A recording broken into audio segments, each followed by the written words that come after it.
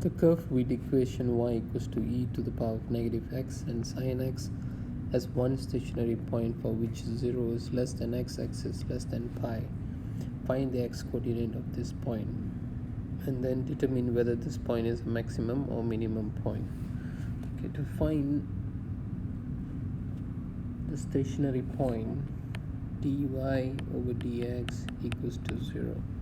So y equals to e to the power of negative x sine x, and using product rule we can differentiate this function or this equation y equals to e to the power of negative x and sine x. Excuse me. So dy over dx equal to fix e to the power of x, differentiate sine, then plus fix sine, differentiate x.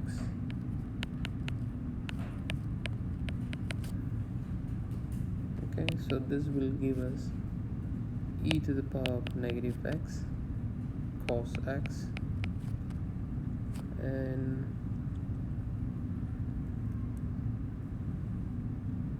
plus sine x times e to the power of negative x times by negative 1.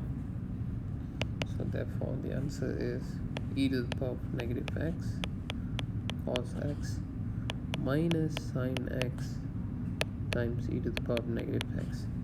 And if we could factorize them, e to the power of negative x, what's left is cos x minus sine x. And since it has one stationary point, so equate this differentiation of dy dx, the tangent gradient equals to 0. So dy over dx equals 0, whereby e to the power of negative x cos x minus sine x equals 0. Okay, so bring this e to the power of negative x over, so 0 divided by e to the power of negative x, it becomes 0. What's left is cos x minus sine x equals 0. And if I divide the whole thing with cos x, what I will get is 1 minus tangent x equals 0.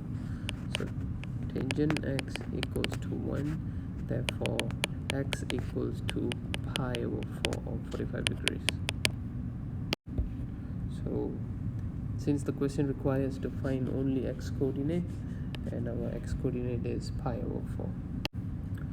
Okay, for part 2, determine whether this point is a maximum or minimum point. For maximum or minimum, dy d2y over d2 dx2 equals 0. And if when I differentiate the first derivative, and if I get a value, negative value, then it's this x pi over 4 is a maximum point. If I get second derivative as a positive value, then this x equals to pi over 4 will be a negative, a minimum point. Okay, either it's a maximum or minimum point. Okay, so first of all, let's differentiate this. Okay, the second derivative. So to find the second derivative, I'm going to expand this bracket. So e to the power of negative x cos x minus e to the power of negative x sine x, and again using product rule, we fix one, we differentiate the other. So I'm going to fix e to the power of negative x, and when I differentiate cos, I'll get negative sine. Okay, and then it's plus again, you fix e to the power of negative x, so you differentiate cos, so this time you fix cos, and then you differentiate the exponential, which is e to the power of negative x times by negative 1.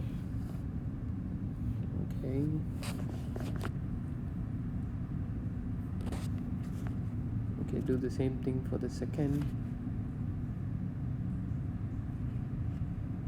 term, which is negative e to the power of negative x sine x. So that will be negative bracket e to the power of negative x, and then differentiating cos. Okay, so you get, sorry, differentiating sine, you get cos x, and then plus sine x differentiating exponential, which is e to the power of negative x negative 1. Okay, so do one by one. The first term, this term will be your first term, differentiate that, and then minus with the second term. So when I do that, what I have here is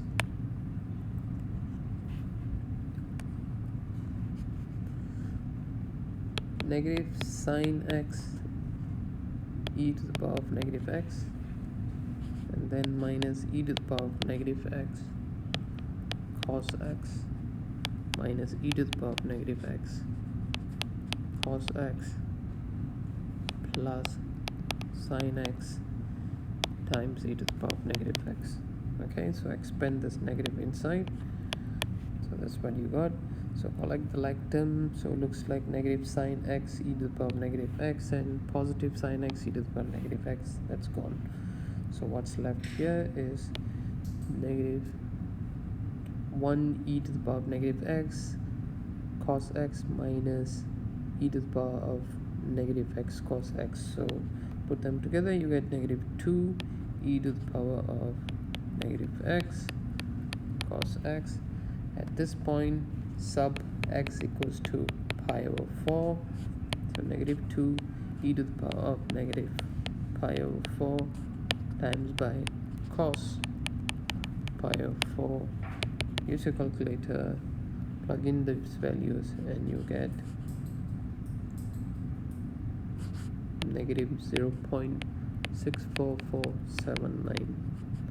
Okay, since your second derivative gives you a negative value, then this indicates that the stationary point